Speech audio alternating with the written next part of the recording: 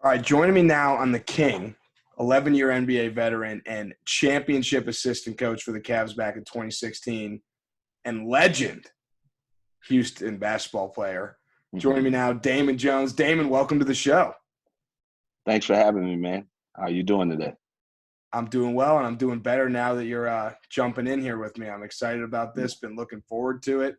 We're going to talk a little bit about LeBron. We're going to talk about when you played with him in the Cavs, but all right off the bat, I got to ask you that the season ended probably not the way, you as a former LeBron teammate and friend would have wanted.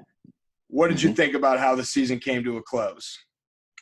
Well, it was tough. I hated to see those guys go out in the first round, but it was a tough season all around for everybody, especially their team, being that they won the championship last year and then have to turn around 72 days later to get right back up and do it again. And that's something that NBA players are not used to. And because the Lakers had a lot of injuries this year, both to Anthony Davis and LeBron, where they had to sit out a lot of games, they were forced to be in a play-in situation, ended up in the 7th seed. And, they faced a good Phoenix Suns team. And, unfortunately, it's bad for them. We hate to see LeBron and his team not be a part of the playoffs, but those guys will be back healthy next year, and they'll be right back in the mix. LeBron's got some more free time to promote Space Jam now, though, so it kind of all works out. Yeah, it's going to be a good movie. I hope everybody gets out and watch it. Yeah, I'm excited. So let's talk about you for a minute. You had way back when you had a great season in Miami. Now, all of a sudden, the next year you're going to Cleveland. Now I don't know how many people went from playing with DWade to playing with LeBron. If you can remember back to your initial thoughts, you arrive in Cleveland. What are you thinking right away? Well, I thought that with the roster that we had assembled that, we could do some of the things that we did in Miami, that, we had a good enough team to make it to the Eastern Conference Finals and hopefully to the finals. It didn't happen that first year, but we finally got there, and it was an exciting time for me, like you said, playing with not only D-Wade, but Shaq and Udonis Haslem, Eddie Jones, and then going to Cleveland and playing with LeBron James and Larry Hughes. We had good players on the roster, so it was just a trajectory in my career where I went from one place to another. I did that a lot over the course of my career, but those two places were very special to me. Do you think it's a coincidence that LeBron had his highest scoring season ever when you were on his team? Wow. I didn't know that. I know a lot about LeBron. I didn't know that. But, it wasn't just myself. It was Daniel Gibson, Donyell Marshall, veteran guys that came in and, we played a role. We didn't care about who got to shine. All we wanted to do was win. And hopefully that attributed to LeBron being able to go out there and do the things that he was capable of doing. You mentioned, some NBA greats. Not a lot of people can throw around that they played with D-Wade, Shaq, Haslem, LeBron, Ilgauskas. I'll toss him in that list and more. What are some of the differences or maybe even similarities between, Shaq and D-Wade and then LeBron? Man, both were – well, Shaq at the time came off of 3 championships in a row in Los Angeles before he came to Miami. He was a mega star, and D-Wade was, the year that I got there was coming into his own, made his first All-Star game that year.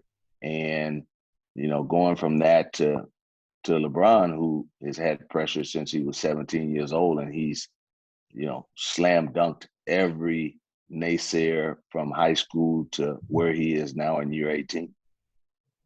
Yeah, exceeded expectations. I talked about it, in my first episode, chapter 1, that ESPN the magazine article comes out, and I'm watching videos the other day, and it's like 2010, and these guys are talking about how LeBron exceeded expectations at that point in 2010. So you fast forward to now, 4 championships, MVPs, All-Star games, all that stuff. So at that point, when, it was your first year around LeBron, it was his 3rd, 4th, and then 5th year ultimately, You guys go to the finals, which is big time. Were you like, all right, this kid, he's legit. He's passing the test. Well, I knew he was legit when I first got there, because we had battles against him the year before when I was in Miami, and you could just tell how special he was, how he was able to galvanize his guys to play at a high level on a nightly basis, and then getting with him, I think I learned more about him off the floor as well as his motives behind the game of basketball. And at the end of the day, all he wants to do is win, and it doesn't matter the stats or the accolades or any of that stuff. It's being able to put himself and also his teammates in position to be successful. Yeah, I mean, everyone sees the on the court leadership, and even at an early age, he was doing that. But in the locker room, behind the scenes, off the court, at that young age, that young team that went to the finals, who was like the veteran leader of that team, the voice? Was LeBron doing that in year 3, year 4? Oh yeah, he was the leader of that basketball team, and everybody talks about now how he's in such great shape, but he was doing it back then. He takes very good care of his body, always working on his game, always working on his body. And if your best player is your hardest worker, then you have no choice but to follow in line. So watching him work and prepare every day, and doing whatever it took to get to the level that he is now, it was a great sight to see as a teammate. Everyone's got there as a teammate. Everyone's got their, Michael Jordan story, their Kobe story, their LeBron, DWade. For you, is there a moment when you were playing with LeBron on the court, off the court, where you were like, all right, this is a story I'm going to be telling for a long time? And maybe it's something that, isn't advertised or isn't talked about all the time, something that you saw or you noticed that you were like, that was different. Well, I mean, everybody's seen it, and we've talked about it at a nauseum. Social media, TV is the time that he scored 20-something points in a row against Detroit. And, I mean, he took over that game, and they were throwing everything at him. And at every turn, he was able to do whatever he had to do to score. And, we had guys out there, and, I was standing in the corner 3 or 4 of those possessions, and I think I could have been sitting there with popcorn because, I knew he was going to do something special out there. And it was just awesome to be a part of, and just to see it, up close and personal. It was a great thing to see. When you're a player in a game like that, are you thinking, ooh, I want to hit a shot and be a part of this? Or are you thinking, I'm getting LeBron the ball and getting out of the way? Well, I mean, that he just decided to take over, and he's done it countless times, but I don't think in that fashion. And yes, if the ball came to me, which he's given to me in late game situations before, I want to come through for him because I know how much work he puts into his game, and the preparation that we had going into different battles. But I didn't need a ball. I didn't need the ball in that situation to feel special. I just felt special being out on the floor and just witnessing it. When you have a special player, you can go to special places, and that's what you guys did when you went to the finals, played the Spurs. Obviously, you're playing. They were becoming a dynasty. It wasn't yet what it was by the end of their reign with the Spurs, with Right. the 2000s and beyond. But they were an incredible team. Mm-hmm. Was a young LeBron scared of the challenge of his first finals? No, he wasn't scared at all. I think what set the Spurs aside from us was, they had been in that position before, and us as a group, we hadn't. So the experience of the moment, experience of just being on that stage was different for us. But he still played well. He did everything that we asked him to do on a nightly basis.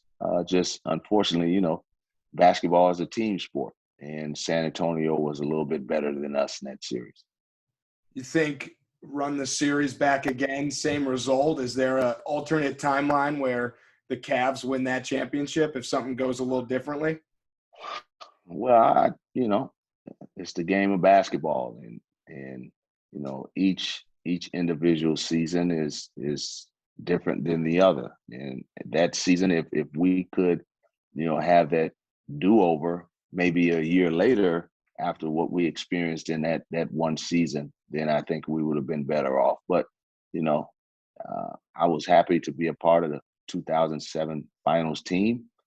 We didn't win, but we still accomplished a great deal that season.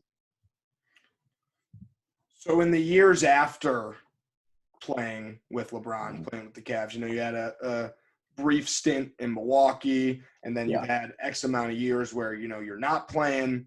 How closely, and this is obviously before you were back as an assistant coach and a part of the team, but how closely did you follow the career trajectory of LeBron? It was like I was still playing with him, because when you establish friendships in this game, they don't go away once the ball stops bouncing. And it's a great friend of mine, and I kept up with him, and still to this day is avid fan, friend, whatever. And I'm going to continue to do that until he stops playing.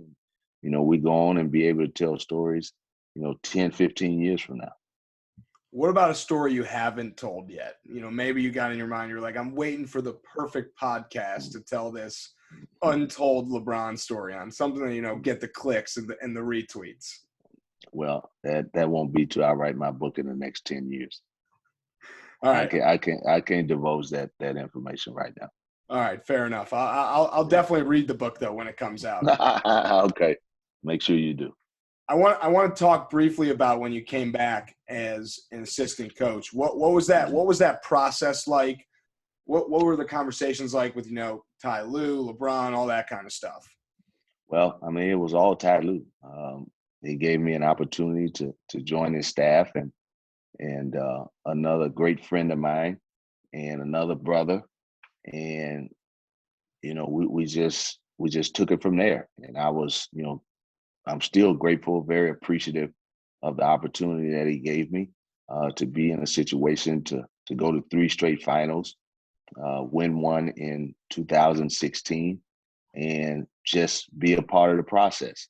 And as an assistant coach, you come in and you do whatever you can to help the head coach be successful. And it's no different than what I did as a player during my playing days. I was a role guy during my playing days, and as an assistant coach, I was a role guy as well. So it's a job I flourish in, doing whatever is asked of me. And we had 3 great years, and you could never take that away from me. And I'm very appreciative of the opportunity that Ty Lue gave me, and I'll be talking about it for a long time. It's awesome to hear. It's so cool. So cool that you got to be a part of a championship team with LeBron, your buddy, with the Cavs, the team that you played the most seasons of any NBA organization with. So very cool. Congratulations to you. I'm a little late on saying congratulations, but it's okay. It's okay. Congratulations. It's okay. Yeah. I'm curious what the difference is in whether it's attitude or mindset, of practice or behind the scenes stuff with LeBron in year 4 and year 5, and then LeBron in year, 14. Were there key differences being around him in the early stages of his career, and then when you were back with him round 2 with the Cavs? Well, I tell you what, every year and every experience was a great one. I tell you that, because you knew with LeBron on the team, on the court, you always had a chance to win, and that's a NBA player's dream. That's a coach's dream, to have an opportunity to win every night that you go out there. So with him as a teammate, and then being able to be on a staff that coached him, it was awesome. And my life has been, I pinch myself all the time for the opportunities that I've been put in to be successful in the game of basketball. And, I just want to keep trying to make myself better, and hopefully I get another opportunity to coach again. Can I ask you about the soup incident, or is that off limits? It's okay. I mean, it's I think I've talked about it one time when I was doing work with ESPN. It was just a bad day, and as players, as coaches, sometimes we have bad days, and that was an incident that happened, and we got over it. Uh, we're still brothers till this day, and I always wish him well, and that's about it. It's just a bad day. I think a reason that got overblown is because soup is in a bowl, and the concept Mm-hmm. of throwing it and thinking about it Mm-hmm. spilling all over the place, the concept of the item that it was a bigger deal Mm-hmm. than the actual situation that it was, if that makes Yeah, sense. yeah. I just think that it was overblown because it was a player and a coach, but like I said, it was just a bad day. We've moved on from it, and we're just trying to continue with our lives.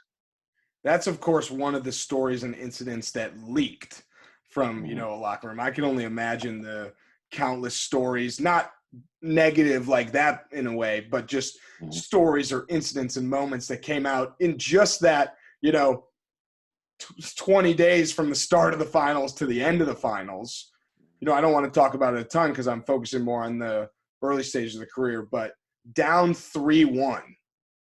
Was there any doubt in the team's mind that they were going to come back and win it? Well, no, because we didn't approach it being down 3-1. Could we win the series? When we were down 3-1, we just wanted to get better each and every day leading up to the next game, and that's what, in my opinion, makes Ty Lue such a great coach. And the things he did, leading up to Game 5, and after winning Game 5, the things that he did leading up to get the team prepared for Game 6, and going forward to what we eventually won in Game 7. So, man, I still, I mean, we're the only team that ever came back from down 3-1, and to be a part of that again makes it all the more special, being on that coaching staff those 3 years. So I got one final question for you. You got Okay. you got the tag NBA ESPN analyst in your Twitter bio, so you got to expect the hard-hitting questions like this. It's okay. It's okay. Top 5 all time. Who you got? LeBron James, Michael Jordan, Magic Johnson, Kareem Abdul-Jabbar, and I haven't nailed down number 5 yet. I like the list. At what point, and if you can't remember this, it's totally acceptable. At what point do you think you slid LeBron into that top 5?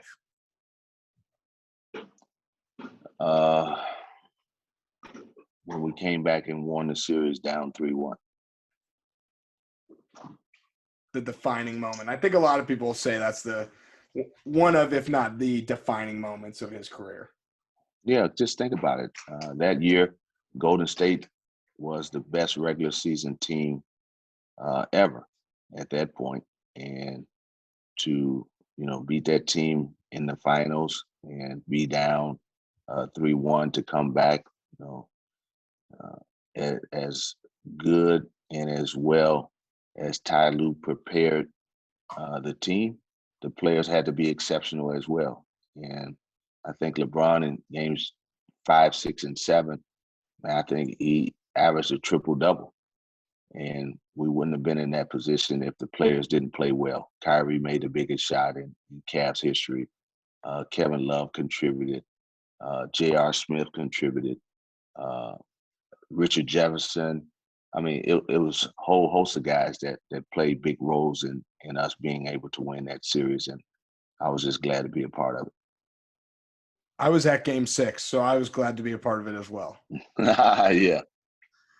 All right, I lied. I got one more, and then I'm letting you get out of here. Okay, no problem. Off the court, DWade or LeBron, who's more fun to party with? Or Shaq? I'm going to take the Fifth Amendment on that question. All right, fair enough. Next time I have you on, I'll ask you your top 5 NBA partiers. So prepare. Okay. All right, I will. All right, Damon Jones, thanks, man. This has been great. Anytime, man. Have a good day. You too.